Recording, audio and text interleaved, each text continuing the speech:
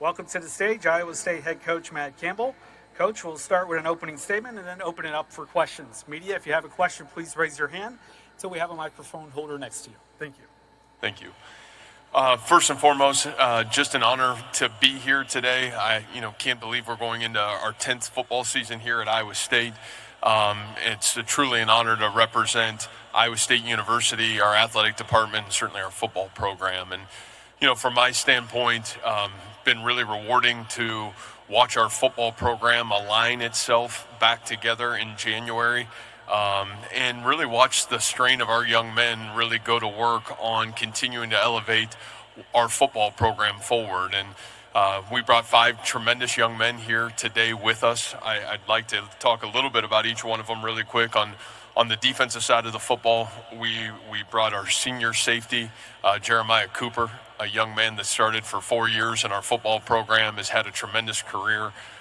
Really coming off another great year as a junior and certainly expecting his best going into his senior year. Senior defensive tackle, nose guard, defensive lineman, Dominic Orange. We feel like Dominic's got a chance to be one of the best players in the defensive line in the country. Really proud of what he's done and continues to do in our football program. Has made unbelievable growth on and off the football field, and certainly proud of who he is. And then junior defensive back, Jontez Williams, coming off 5 interception season from a year ago. Young man, one of the hardest workers in our football program, great young leader in our football program. And then on the offensive side of the football, 2 young men came with us today. Senior 6-year offensive lineman, a young man that's had a tremendous career, 4-year starter the last 4 years, and Tyler Miller has had a tremendous career. You talk about leader of men, one of the great leaders in our football program. And then last but certainly not least is our junior quarterback, Rocco Beck. And Rocco has evolved into one of the best quarterbacks in college football, a guy that has been just a great leader in our locker room, stands for what's right, and certainly really proud of all he stands for and what he does for our football program. So for me, it's been great to align with our coaches. Like I said, these great young men. We've got 18 great seniors and a real great opportunity for Iowa State football to continue to grow itself forward. So with that said, we'll certainly answer any questions you'd have for us. All right, we'll open up the questions to media. Please raise your hand if you have a question. We'll go here, center left. Barry. Yeah, Barry Trammell, Tulsa World. Man, you're talking about Rocco. This is a pretty heavy quarterback league this year. A lot of veterans. Does that just keep you sort of even par? Does that keep you behind the 8 ball? What is having a veteran quarterback this particular year do for you? Yeah, and Barry, I probably don't know enough about everybody else in this conference from that perspective, but I do know about Rocco. And I know what he's proven, not just last year, but the last 2 years.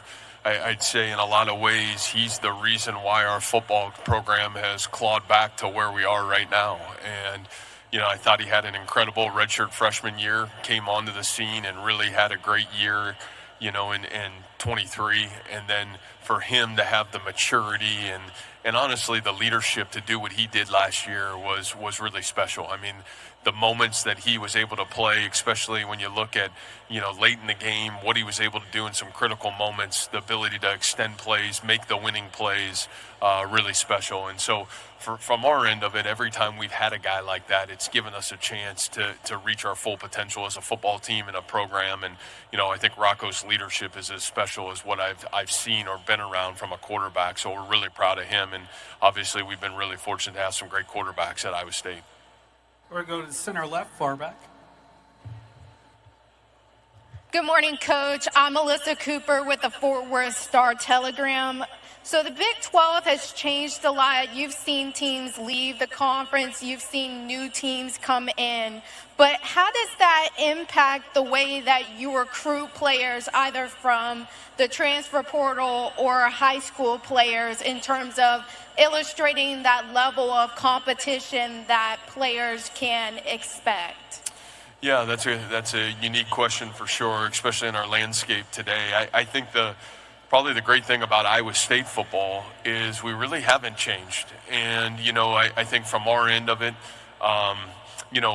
we've certainly put a priority on recruiting high school student athletes into our football program and developing those young men and keeping those young men in our football program. And over the last 10 years, it's probably been the pillar of our success.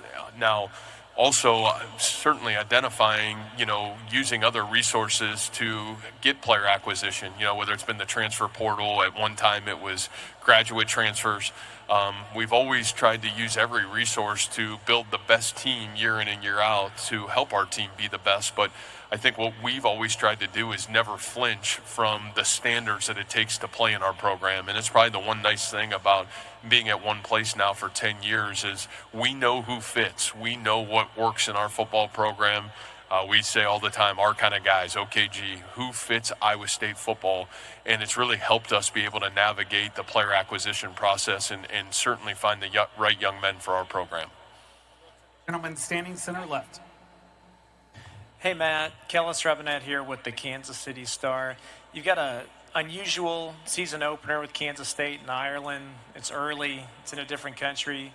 What kind of preparations are you asking your kids to do to get ready for that? Yeah, certainly a unique challenge, when you look at the start of the college football season. I think you look first and foremost, and you're very honored to play in this game, and obviously the respect that myself and our kids have for Kansas State and being a rival game and a respect for their program and their players. It just makes it a really unique opportunity. And so I think sometimes when it is unique, it really Zoom focus. And I almost feel like since January, we've had to talk about this. Not only, what does it mean to play a game like that early in the season, but also the travel and what happens post that game. I think if you look at the history of this week 0 game, I don't know if anybody's really handled it very well, whether they won or lost the game. I think they've had some tougher moments post that game. And so I think when you look at this, you got to look at it in its entirety, and you got to be able to look at what are the challenges. How did you set up your spring calendar? How do you set up your summer calendar? How do you do a great job of making sure practice fits, fall camp fits, the lead up to this unique opportunity in week 0? And then obviously, how are you preparing post this game to get ready to play some hugely impactful football games right as soon as you get back from Ireland? So it's really been a great challenge for the head football coach and for our staff to sit together and really kind of troubleshoot this from a multitude of different angles. And, we've really tried to look at it as that. But as big of a challenge it is, it's certainly a great opportunity, and we certainly feel honored to be able to be a part of it. Go center right. Hi, Coach Campbell, Alec Bussey, 24/7 Sports. You talked about this being your 10th year at Iowa State, and you called the Kansas State game a rival opponent. I'm curious how you've maybe seen the Farmageddon rivalry evolve over your last decade in names. Yeah, the evolution of that, I just, so much respect for the consistency that Kansas State football has had over, 2 great coaches now during my time here in this league to, what that team has stood for. So I think from our perspective, we have tried to really make it equated to a rivalry game and to be able to get our football program to have the similar characteristics that, the consistency of excellence that program has stood for. So, to me, you've always had great respect for Kansas State from the time that I was at Toledo to obviously the time that I came into this league to where we are today, 10 years later. Go center right in the back. Hi, Coach. David Howman with Devils in Detail. You lost your top 2 receivers last year. Jaden Higgins and Jalen Noel both had almost 1,200 receiving yards each. What goes into the challenge of replacing 2 players that were so productive at the same position?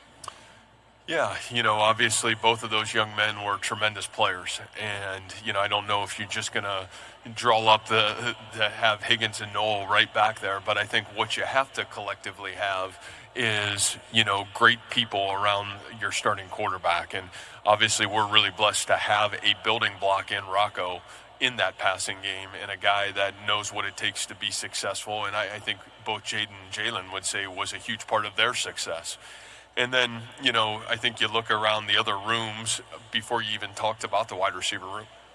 We feel like we have one of the best tight end rooms in the country, with Ben Bramer and Gabe Burkle. And obviously we didn't have Ben last year, which we thought really hurt us. To be able to get him back to have Burkle, who came on and was just incredible down the stretch run for us as elite pass catchers, guys that can really, challenge the defense. Then you look at the offensive backfield and what Hansen and Sama can do, both as runners and catchers out of the backfield.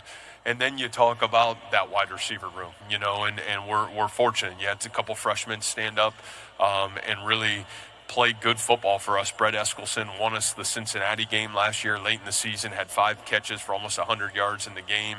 Man, had some big catches for us down the stretch run in the season. You had Dominic Overby as a freshman that really stepped in and had some really big moments for us.